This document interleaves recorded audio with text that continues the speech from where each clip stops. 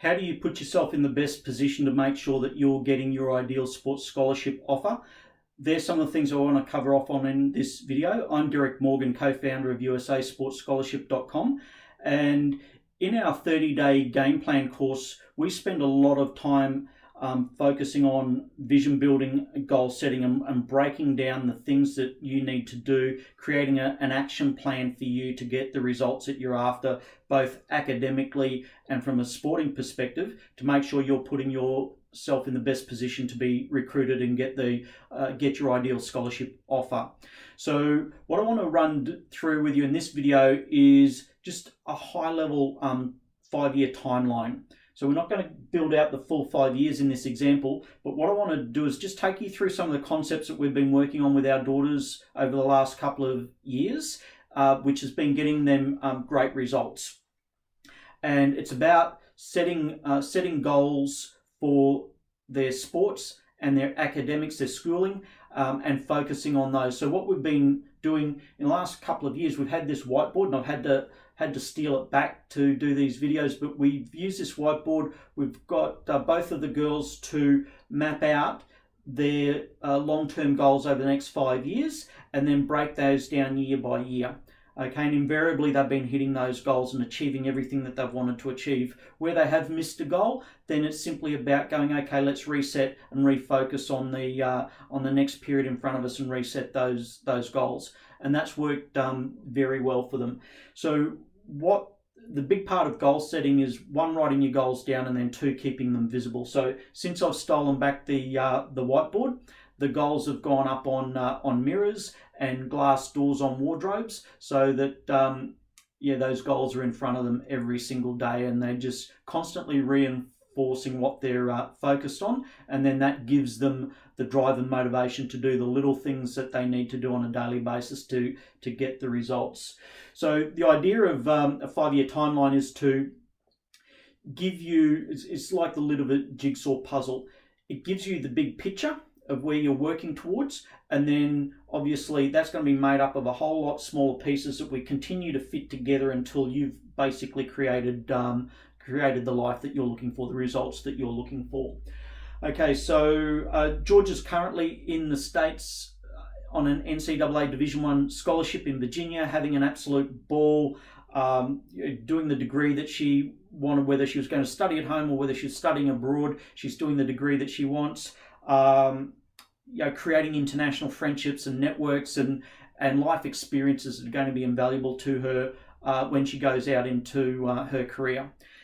Okay, so Amelia, on the other hand, has just finished her last year of high school, so she's got 2 more years to go. She's looking to go over and play sports at Division I level in the States, and that's what she's working towards, the goals she's setting for herself. So now she's breaking down what are the things that she needs to do over the next couple of years to set herself up for success in that process. Now, these concepts apply to anything that you want to apply them to. Okay, it's not just about a USA Sports Scholarship. These are principle-based things that you can set goals for anything that you want in your life. Okay, so if we use, say, Amelia as an example, she's got 2 more years of high school and then looking to start a USA Sports Scholarship in 2021. So she'd be looking to start in August of that year. So if we work backwards from there, she's looking at graduating in 2020. So she'll graduate high school. She's focusing on setting herself up to get her the domestic university opportunities that she wants. If she chooses not to go to the States, she's got a backup plan that she's focused on getting her academics up to the level that she can get into the degree that she wants here in Australia. But that also sets her up for success into the USA as well. So she's going to have GPA targets and an SAT target that she needs to focus on to make sure that she's meeting the minimum requirements for the colleges that she's going to put onto her shortlist, the colleges that she really wants to go to. She needs to make sure that, as you do, you need to make sure that you're meeting those minimum requirements and preferably exceeding those requirements to give you the best opportunity of getting an offer from those colleges that you want to go to. And with our 30-day game plan course, we show you how to shortlist colleges, do all the research around finding the minimum requirements for these universities. Okay, so I'm not going to go into a whole lot around GPA and SAT. Just understand that the things that you are doing now are starting to build and lay the foundations for this. So at the time of recording this video, it's December 2018. So Amelia's got 2 more years of high school to go. So next year it'll be about, from a school perspective, it'll be about focusing on what are the things that she needs to do, the grade levels within the subjects that she needs to do to set herself up for the best scholarship offers, and then what are the grade levels that she needs to target next year to push her GPA up. Okay, so for example, the school that Amelia's at has a thing called academic colours. Okay, so that would be something for her to focus on and strive towards, and then that would if she hits those targets, then that's obviously going to give her a good GPA, and it's going to feed into the results that she's after from a scholarship perspective. Okay, so here you would want to be doing a GPA estimate, and you would want to be doing an SAT practice exam, because what these are going to do is give you an indication of the benchmark of where you're at and how you're tracking towards the targets that you need to achieve, minimum targets you need to achieve for the colleges that you have got on your shortlist.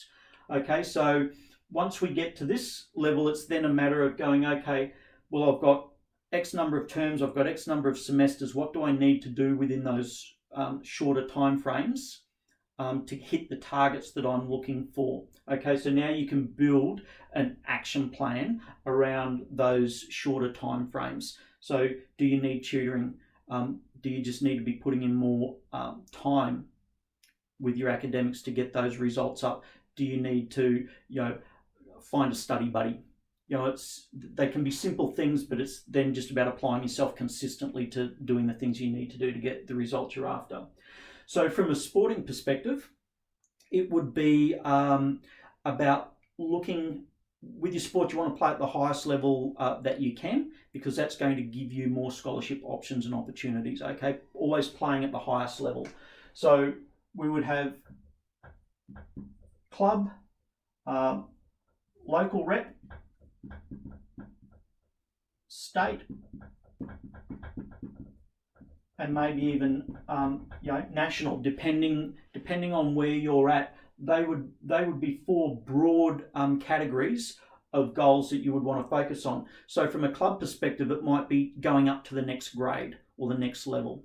Okay, so planning for 2019, planning for next year would be a matter of, okay, what level did I play at last year? What level do I want to play at next year? When are trials? And what do I need to be doing between now and trials to get me that edge over the other kids that are going to be competing for positions in those teams?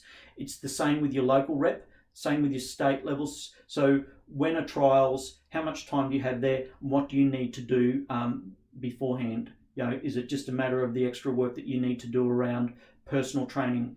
Is it turning up to training earlier and spending a bit of time with the coach, staying back after training and spending a little bit of extra time with the coach? Is it about getting, attending academies, attending high performance programs that you can organise privately, personal coaching? So these are all the things that once we've got a high level game plan of what we want to do, where we need to get to, it's then about breaking down those timeframes into the next year, the next quarter, the next month. What am I going to do this week? Okay, so they're things that we go into a lot more detail on in our 30-day game plan. So yeah, hope you found that useful. Just grab a blank piece of paper and start with a 5-year timeline and start to work back from your graduation date, because that's critical. Your graduation date, it's a finite point in time, it's a finite goal, and between now and your graduation date is all the time that you've got to work with to get you to the results, both sporting and academic, to get you the offers that you're after. So what are the timelines you're working with? What are the goals that you want to achieve? And then what are the action steps that you need to put in place to make sure that you get the result that you're after? So yeah, hope you found that useful. If you would like more information on the 30-day game plan, just click on the link below this video in the description box, and you'll be able to access free tools and resources, and also get access to our 30-day game plan. So yeah, click on the link in the box below, and we look forward to chatting to you in the next video.